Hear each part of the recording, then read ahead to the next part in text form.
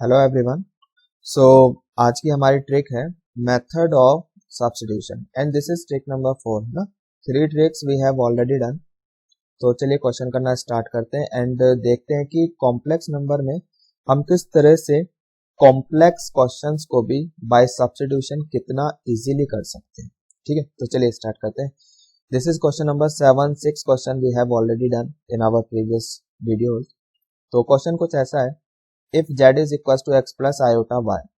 ठीक है, तो ये कॉम्प्लेक्स नंबर है तो इसको x माइनस आयोटा वाई बोला हुआ है। सही है, तो ये कॉम्प्लेक्स नंबर कौन सा है पता नहीं। अब नहीं पता तो मान लिया कोई भी कॉम्प्लेक्स नंबर लेट कर लो। अच्छा, इस तरह से करना है कि उसका आप क्यूब रूट निकाल सको इजीली। तो z को हमने x को तो 1 मान लिया और y को 0। ठीक है, यानी कॉम्प्लेक्स नंबर क्या हो गया 1। अब 1 का क्यूब रूट क्या होता है, 1 का क्यूब रूट तो होता है आपका 1 ओमेगा ओमेगा स्क्वायर। ठीक है, इतना होता है। तो चलो 1 मिनट के लिए मान लिया, अब इसकी वैल्यू कितनी होगी ओमेगा। ठीक है, ये मान लिया। अब लेफ्ट साइड में this is equal to omega and omega की तो वैल्यू होती है -1/2 प्लस आयोटा √3/2। आई होप पता होगा, नहीं पता कोई बात नहीं, अब पता चल गया। ठीक है, ओमेगा की इतनी वैल्यू होती है। तो ये रखा हमने, कंपैरिजन यहाँ पर हमने किया दोनों साइड। तो p is equal to -12 and q is equal to √3/2। सही है। नाउ वी हैव, अब हमारे पास x भी है, y भी है, p भी है और q भी है। तो उठा के ये वैल्यूज यहाँ पे रख दो, जो भी आंसर आएगा that is your final answer. Let's see कितना आता है। तो this comes out to be -2। ये वैल्यूज हमने यहाँ पे सब्स्टिट्यूट करी है x y p q की सारी values and this comes out to be 2 -2। सही, तो एक बार आप भी करके देख लेना। So correct answer is option D. Got it. तो देख लिए कितनी इजी से हमने इस क्वेश्चन को कर लिया by substitution and this is proper method. अगर आप चाहते हो प्रॉपर मेथड से करना तो it's up to you, it's your wish. Take a screenshot and go through. ठीक है, I am not interested in this proper method. यहाँ पे मेरा मकसद है आपको क्वेश्चन जल्दी से जल्दी करवाना यूजिंग शॉर्ट ट्रिक्स। ठीक है, चलिए नेक्स्ट क्वेश्चन देखते हैं। Next question is if z and w be non-zero complex numbers such that modulus of z equals to modulus of w। ठीक है, and argument of z plus argument of w is equal to pi. ये given है। तो z बताना है in terms of omega, मतलब w बोल रहे हैं यहाँ पर इसको हम इन टर्म्स ऑफ w। ठीक है, ये कॉम्प्लेक्स नंबर है तो इनमें से किसके इक्वल होगा ये बताना है। तो z एंड w दो कॉम्प्लेक्स नंबर है और इस तरह से है कि उनका मॉडुलस बराबर है। तो फिर ठीक है, तो हम लेट कर लेते हैं ऐसे दो कॉम्प्लेक्स नंबर जिनका मॉडुलस बराबर है। तो z हमने माना 1 प्लस आयोटा, इसका मॉडुलस कितना आ जाएगा √2। और तो w मान लिया -1 प्लस आयोटा, इसका मॉड भी कितना आ जाएगा √2। तो ये कंडीशन तो सेटिस्फाई हो गई। ठीक है, ये वाली कंडीशन भी सेटिस्फाई होनी चाहिए। इसका आर्गुमेंट कितना है π/4। ठीक है, आई होप कि आर्गुमेंट निकालना आपको आता है।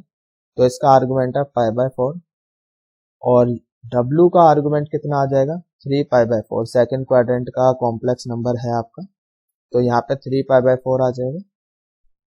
सही है, तो ये वाली कंडीशन भी सेटिस्फाई हो गई। तो z एंड w इस तरह से हमने लेट किए कि ये कंडीशन सेटिस्फाई होगी। तो अब z किसके इक्वल होगा ये बताना। ठीक है, तो देखते हैं। तो z तो हमारे पास है 1 प्लस आयोटा, तो ये w के बराबर तो नहीं है।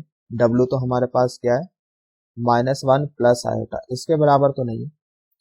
अगर मैंने w को माइनस से मल्टीप्लाई कर दिया तो ये 1 माइनस आयोटा बन जाएगा, है ना। तो ये तो अभी भी z के बराबर नहीं है, तो बी ऑप्शन भी गलत है।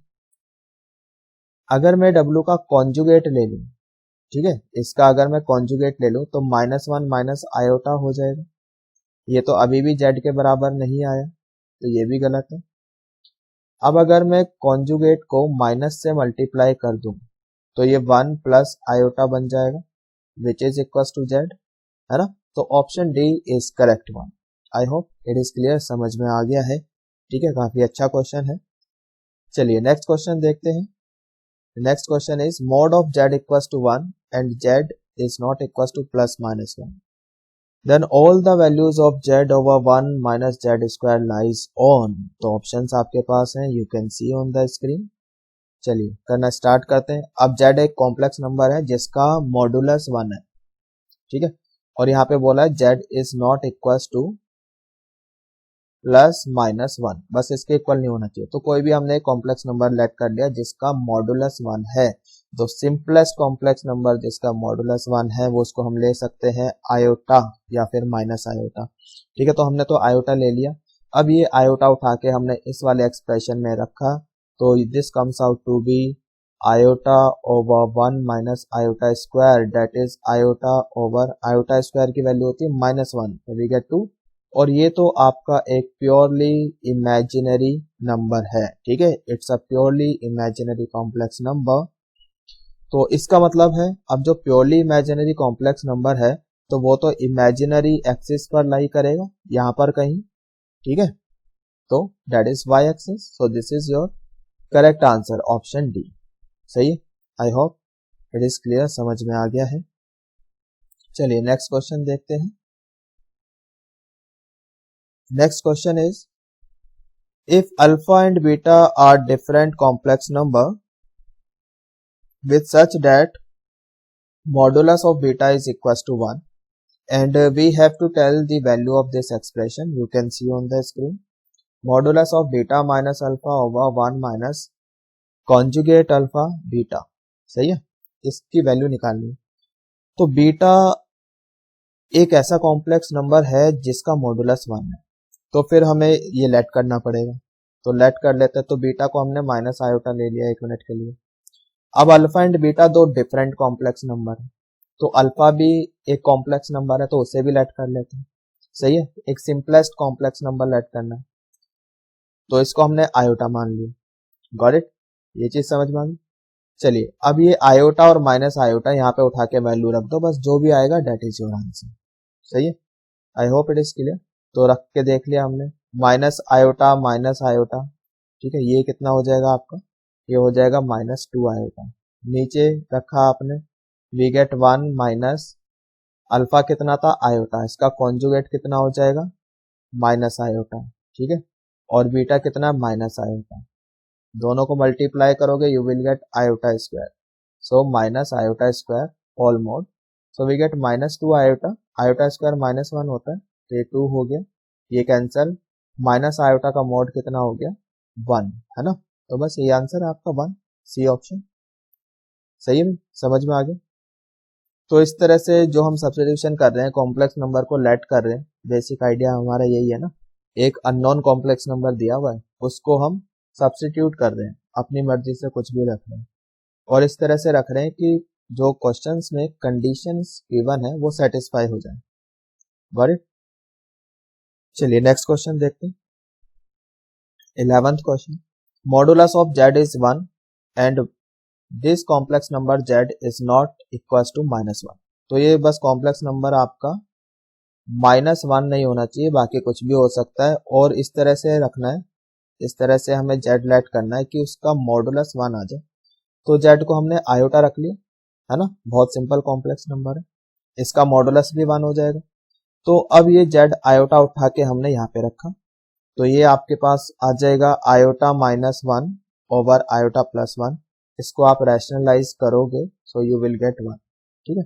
तो थोड़ी सी कैलकुलेशन आप भी कर लो, रैशनलाइज कर लो, और उसके बाद देखो this comes out to be iota, sorry not 1, this is iota. अब पूछा क्या गया क्वेश्चन में, क्या पूछा है, रियल पार्ट बताओ इसका, तो रियल पार्ट ऑफ w, तो रियल पार्ट ऑफ w कैसे बताओगे भाई, ये तो आयोटा आया है तो रियल पार्ट तो 0 हो गया, है ना, तो बस यही आंसर होगा, तो रियल पार्ट तो है ही, तो real part is 0, so option D is correct answer, सही है। And question number 12, and this one is amazing question, तो मुझे बहुत अच्छा लगता है ये क्वेश्चन, ट्रिक से करना तो बहुत ही ज्यादा अच्छा लगता है। तो देखते हैं इस क्वेश्चन को। We have z1, z2, Z3 up to Zn, ये कुछ कॉम्प्लेक्स नंबर हैं जो जीपी में है, ठीक है। These complex numbers are in GP. और ये Z1 जो है with first term as unity, यानी Z1 कितना है 1 है, ये समझ में आ रहा है। और इन सब का सम कितना है 0। गॉट इट, ये चीज समझ में आ गई। Now if Z1 Z2 Z3 up to Zn, if Zn represents vertices of a polygon, then we have to tell the distance between incenter and circumcenter of the polygon। तो काफी अच्छा question है। ये क्या बोल रहे हैं यहाँ पर, तो we have a polygon like this, तो ये Z1 Z2 Z3 Z4 like this is Zn -1। तो ये ठीक है, ये n वर्टाइसिस है पॉलीगॉन के, तो इसका कोई इंसेंटर होगा, सरकम सेंटर होगा, उसके बीच का डिस्टेंस हमें बताना है। तो यहां से एक चीज तो समझ में आती है कि ये किसमें है, जीपी में, ठीक है, विद Z1 इक्वल्स टू 1। तो हम इस तरह से लेट कर सकते हैं 1 ओमेगा ओमेगा स्क्वायर जीपी में है, ठीक है, और इनका सम 1 plus omega square 1 plus omega square, ये 0 भी होता है, तो ये कंडीशन भी सेटिस्फाई हो रही है ना, सही है। अब एक चीज हमें और पता है कि ये इक्विलेटरल ट्राइंगल की वर्टाइसिस है, these are vertices of equilateral triangle, है ना। अब इक्विलेटरल ट्राइंगल की वर्टाइसिस है, अब तो अगर ये इक्विलेटरल ट्राइंगल की वर्टाइसिस है तो उसमें हमें एक चीज और पता है, क्या, कि उसमें इंसेंटर एंड सरकम सेंटर ये कॉन्साइड करते हैं। अगर ये दोनों कॉन्साइड करते हैं तो उनके बीच में डिस्टेंस तो होगा ही नहीं, तो it means option C is correct answer, ठीक है। तो देखो कितना इजीली हो गया ये क्वेश्चन, और काफी अच्छा क्वेश्चन भी है। आई होप समझ में आ गया है।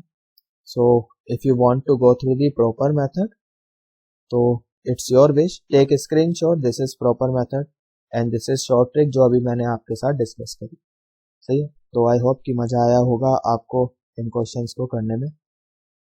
अगर आपको ट्रिक्स अच्छी लग रही है सीरियसली, तो आप कमेंट करके बताइए, and I am damn sure कि if you are following my tricks तो डेफिनेटली आप 50% एटलीस्ट मेंस में स्कोर कर सकते हो, ठीक है। जितना भी अलजेब्रा पार्ट होता है, ट्रिग्नोमेट्री है, वो इन सब ट्रिक्स को यूज करके बहुत इजीली किया जा सकता है, सही।